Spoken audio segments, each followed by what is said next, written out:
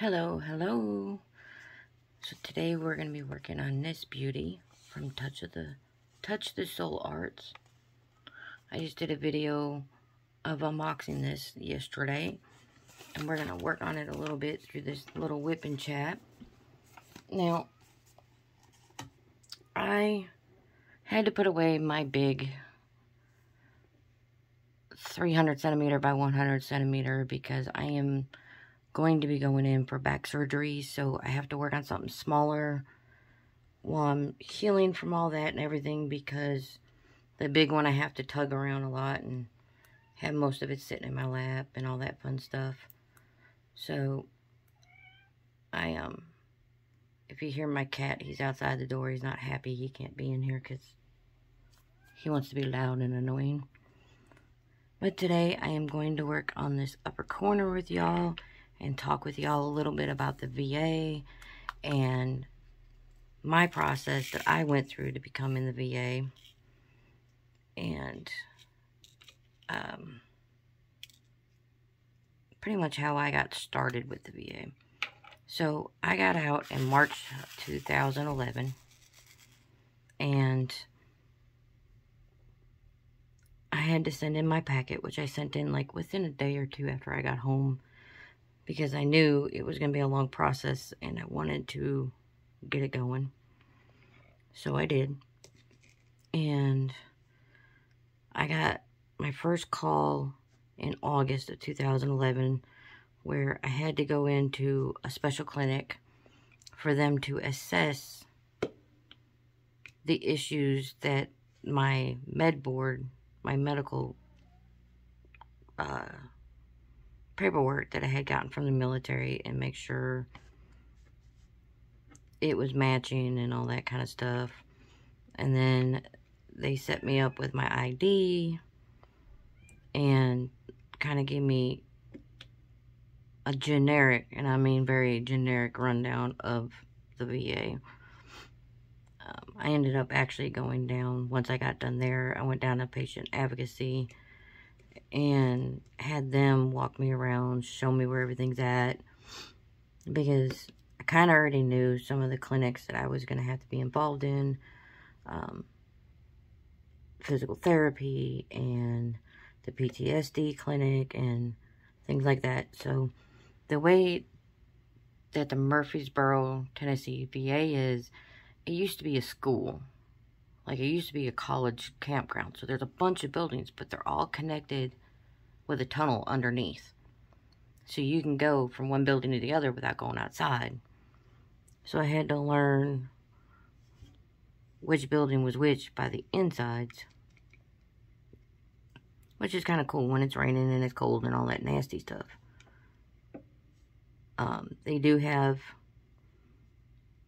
like candy stripers, you know, veterans that just work for free. They're the ones that will grab a wheelchair and they will wheelchair you wherever you need to go, or they'll walk with you and make sure that you know where you're going and all that. And they're really pretty good about that. But they signed me my first doctor, and I was winging myself off of all the meds they had me on when I first came out. Because when I first came home, I was pretty drugged up, and I didn't like it. Having a nurse inside background, it really affected the way I felt about them, and so I picked one of the 3 medications that was less damaging, and I weaned myself down to just that particular medication for my pain. Unfortunately, I had to stay on the gabapentin, which is my next, I hope I get off of, because it causes all different kinds of issues. But I am trying to get off of that now. If you hear any noise, my kids just came home. But they, my next thing was to visit with my regular doctor they assigned me and get them to set me up for my appointments and all that. So I did that. I set up my PTSD appointment. I set up all my appointments before I left. Well, Pax Clinic informed me, because nobody else did, that if you lived over 50 miles, you got compensation for driving out to the VA because it was so far.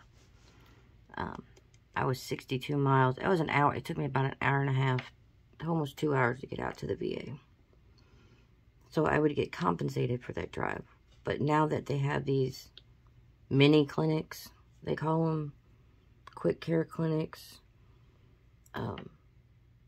they have moved me from there down to Huntsville, which is way closer for me. It's only a 30-minute drive. But they only do the female care and your PCP, which is your primary care physician. And now everything else is outsourced. So they sent me to the pain clinic by my house. And anytime I need to do anything, as long as it's service related, they just send me locally. But when I first met the first doctor I had, I was doing good, and when I was coming off the meds, I had noticed my neuropathy really, really kicked my butt, if you know what I mean. At first, I was only allowed, I could only wear flip-flops, and then the sensitivity got worse and worse and worse. And my neuropathy is not caused by diabetes. It's actually caused by having frostbite for 3 days while I was in the military. And when we first got to Fort Sill, we were the first females, literally the first females, that had ever been in basic training there. So, our bay wasn't truly set up for us. Sorry, I needed a drink, but our bay wasn't really set up for us. It was a bay that nobody used. So like, oh, we'll just put the females in here. And the way that that particular bay run was, it ran off water for the heat. So we had no hot water and no heat. Most of us didn't shower for the first 3 days because of how cold it was. We were all bundled up. It had snowed the first day we got there. I mean, hell, we got there December 30th. It was either 30th or 31st. Because I was shipped out on the 30th. But when we got to Atlanta for our connecting flight, there was an issue with the plane. So we ended up getting into OKC at like 11 o'clock at night. And they stopped bringing people down at, I think it's 6 or 7. So they had to put us up in a hotel and then pick us up the next morning. And when I got down there, there was 5 females that had been there a night before, which means they dealt with it for 4 nights, and I dealt with for 3. I had 3 pairs of cotton socks on, the winter boots that they give us, and the wool socks, and my feet still froze. It was pretty bad, and it's just what it is. But when I went to my first doctor and the feet started acting up, I told her I need to go see the neurologist that does, it's almost like acupuncture. They put them all over your legs and then certain parts of your body upwards, like up in your head. I think I had 3 in my head, and then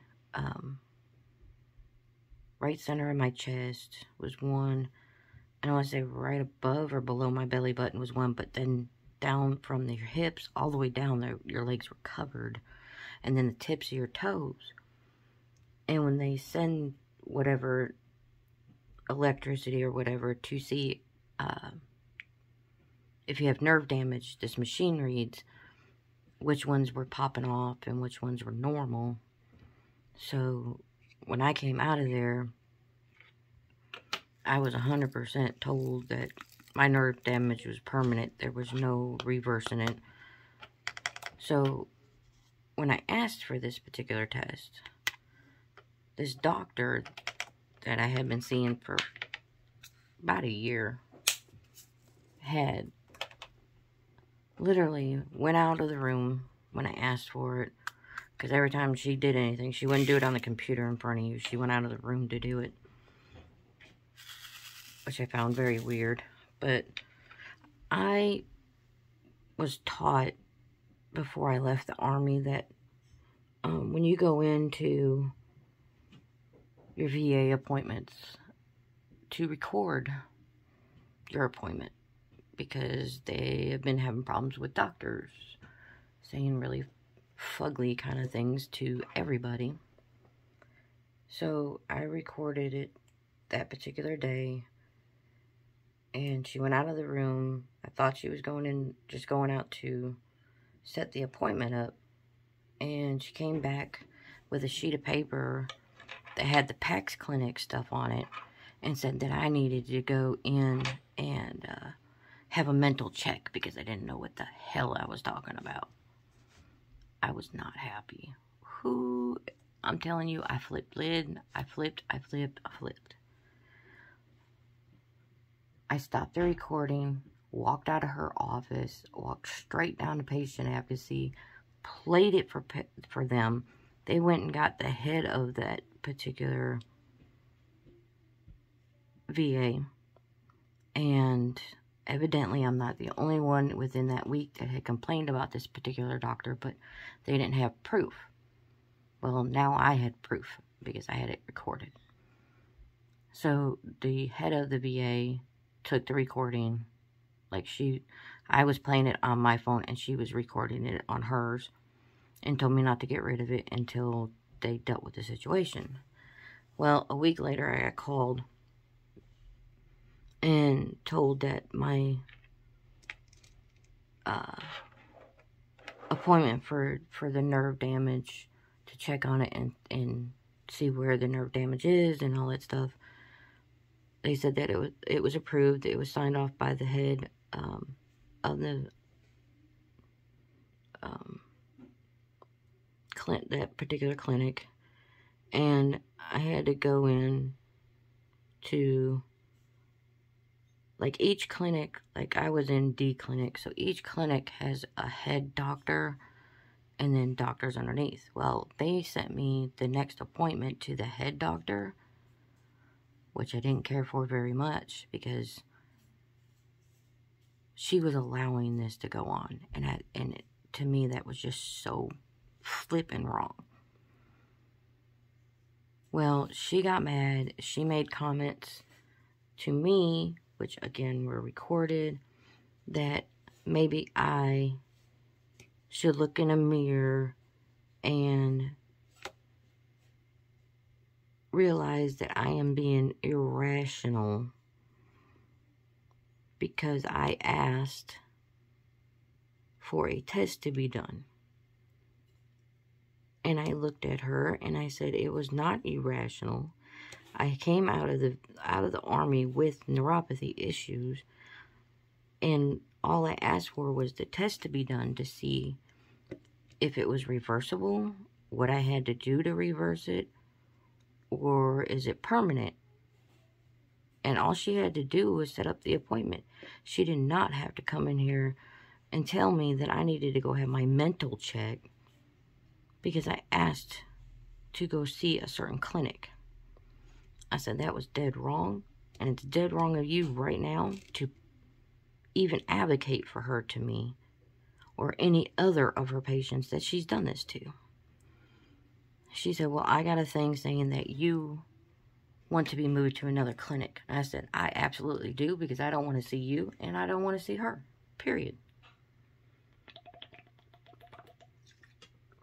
And she said, okay, I'll sign off on it, but you're not going to get any better care anywhere else. And I'm like, we'll see. So they sent me to the doctor I ended up having from 2012 all the way till 2019 when she retired. And she was wonderful. I love that doctor. Actually, she was there to 2021 because I had her through the pandemic, and she literally called us patients once every 2 weeks to check on us if there was anything we needed. She was constantly, you know, checking in with all of us to make sure we were okay. And I ended up in March, I want to say it was March of 2020. It was March or April. They had to send me a sleep apnea test where they gauge if you stop breathing or if you're having issues breathing and all that stuff in your sleep. So since I couldn't go to the sleep clinic, they sent me a home test that I could do, and I had to do that for 3 days.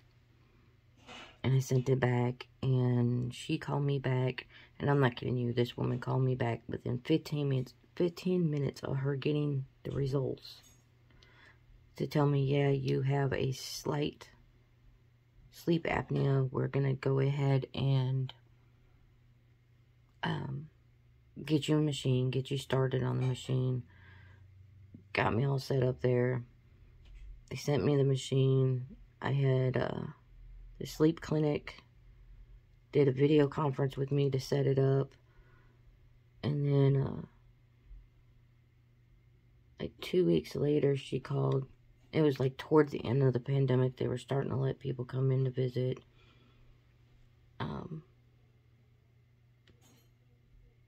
She had informed me that she was having to retire, that her mother, who was living with her the last few years, has taken a turn for the worse, and she is having to go ahead and retire so she can be home with her. And I kind of was sad about it because I had finally found a doctor that was worth a crap.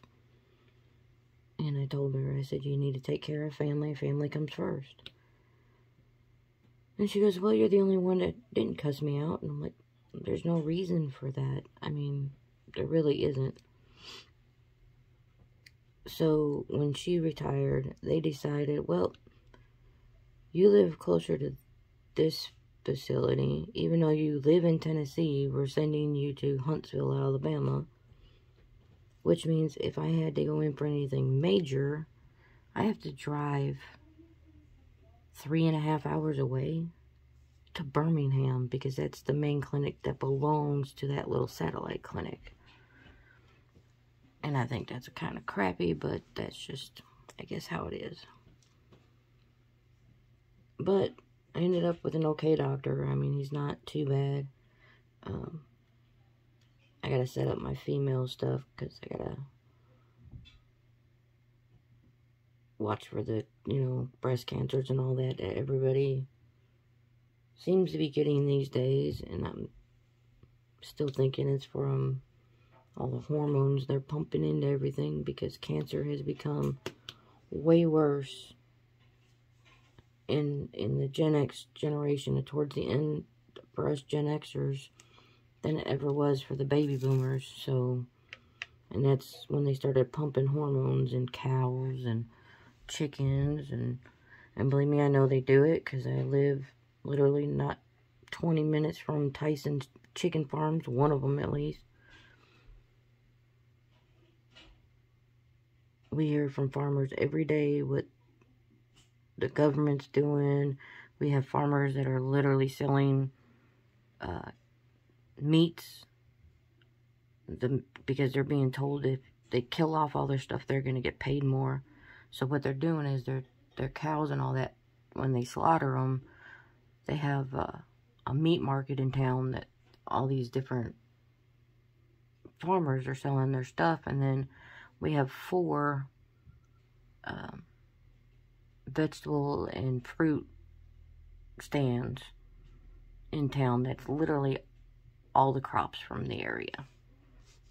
And it's just because they still want to grow and do it, but the government is paying them to kill it, pretty much. So I got my testing done, and in 2019 is when I hit a really bad stage in my neuropathy. I cannot wear socks. I cannot wear tennis shoes. I can wear house shoes as long as they're really thick bottom, like really soft, thick bottom. And they're completely, like, I wear an 8.5 in a shoe, but I have to wear the slippers that are like 11, 12, or, you know, really bigger size ones. Because I can't have it constrict around my feet, because it'll literally put me in tears the second it does. And now that I'm seeing an outside pain clinic, they have a trial that they're testing right now through the stimulator that they do for other types of pain. But they have a trial that is literally set up just for neuropathy. And because I'm an undefined neuropathy, they want to try it on me, because if it works on me, it's going to work for people who have diabetes and severe neuropathy. So I signed up to be a test dummy, and all I'm waiting on is the VA to say, okay, go ahead. Which they said it usually takes about 3 weeks. And then I will go in and I will do what they call a test run, where they run just the leads up into my spinal, up in the epidural area. And what it does is it sends, it's not really shock, but it sends waves to stop the pain coming up. You know how your pain comes up your spine into your brain? Well, it's going to stop it. But it sends waves, literally, to stop the pain receptor from going up into your brain. So if the pain's coming up, I'm not going to feel it anymore, because it's going to be stopped or minimized greatly to where I can come up off of my meds. I will never be fully off of them, but I can back off as much as I can. And I really want to do that. I want to get off, if anything, I take tramadol and gabapentin. If I want to get off anything, I want to get off the gabapentin, because it's a seizure medicine, but they use it for neuropathy. And it affects your brain. It affects, I mean, your sleep. It affects everything. I can be laying down and my leg will just jerk all of a sudden, or my arm will jerk. And it's all because of that medication. So I am waiting to do that trial. And then you do that trial for 7 days. And if it works, they will implant the box into my spine, into my back, and they hook it to the spinal cord so it doesn't move around. And after I heal, I will, first thing is to start wearing socks and shoes and seeing if I can stand that. And then the next thing will be some physical therapy to strengthen my legs back up and strengthen my back. And then if all that works and I can get to the point where I can wear shoes every day, then I can go back to part-time work. And the whole point is to show that you can get back up and do things and have pain relief. I'm only 44 years old, and I literally feel like I have the body of a 90-year-old because of the neuropathy, because of the pain from the injuries in the military, which are all lower pain. So this particular setup is going to be like a double whammy for me. It's going to help me deal with quite a few different pains that I have. And also getting up off the medication. My PTSD doc believes that's going to help a lot with my mental, because a lot of my problem is I went from being extremely active, working 2 jobs, taking care of my kids, to I'm now having to live with one of my kids, my oldest, because I don't make enough from the military to survive on my own in this economy. And I still have one child to raise, and he's going to be 15 next week. So it becomes hard, not only physically, but mentally. Like doing dishes, I can do them if they're in the sink, but loading a dishwasher or unloading it, I can't do. It hurts. I can't, I can load the dryer, but I can't unload it because of having to get down so far to get to it. Anything with bending my knee or being on my feet too long just kills me. But that's right now my story of what I've dealt with the VA. I want to give you guys different scenarios that happen with the VA, and I really want what we call civilians, people who have never been, who have either never served or served and didn't have injuries, to understand the ones like me who got injured are dealing with in the VA, so that you guys can see why we say you need to take care of your vets before you're taking care of other countries. Because there are veterans that are homeless. There are veterans that are suffering because they got injured but the VA's like, nope, and threw them aside. I know one girl, she literally cracked her hip bone, and she is still fighting. She got out the same year I did, and she is still fighting to get her VA compensation. I've lost 2 battles, literally to suicide.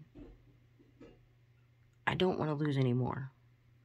And I am going to make up some t-shirts about the suicide and the prevention of suicide, and also to help a small group that is starting to set up tiny homes for veterans here in Nashville.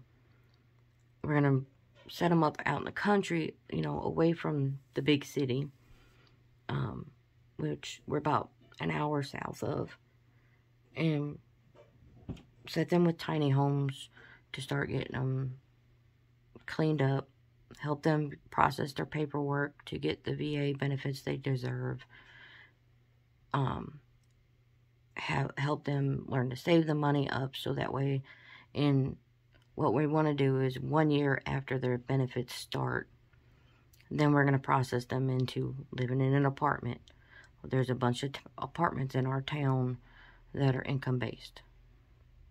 So even if they're only getting us chunk, they will income-base them and help them as far as that. I know of 2 of the homeless veterans, I've talked to them personally, that the reason they're homeless is because their wives that were taking care of everything when passed away, and come to turn around, they didn't know who to contact, where to contact, and slowly lost everything. Because you have to see your PCP once a year, period. And if you miss that once a year, even by a day, they will cut your stuff off. And I've seen it quite a few times. I've heard it way too many times than I want to hear it. And it's wrong. The VA is supposed to be helping us, not hurting us. The VA is supposed to give us good care, respectable care. And there's so many of them that are just like, here, throw a pill down your throat. Who cares? Well, I care. I don't want to throw another pill down my throat. I want to get better. I don't want more pills that are going to put me to sleep more. I don't sleep like most people 8 hours a night. I sleep anywhere from 3 to 4. Then I'm up, and then I lay down about 10 o'clock when I take my next pain set, and I sleep from 10 to 2. And that is literally my rotation of sleep. And it's all because between the medications and my pain and I have night terrors from the PTSD. And it's all, you know, it all piles on. And I'm trying to slowly peel back the things that are causing me so many issues. But I'm going to go ahead and let you guys go. You guys got to see the start of this one. I'll probably do another whip and chat throughout the week, if not next weekend. And I will be working on this piece and other small pieces once this one's done. But I wanted to get this one on the table first because it is a brand new company. And I really, really enjoy their artwork. So, if anything, go back one video on my channel and it'll tell you everything about this company. It will tell you how everything's running with them, and hopefully that they get themselves up off the ground and running. They have a website that they're starting so that everything's not on Facebook, and be more a little legit with the website. But I'm going to go ahead and let you guys go.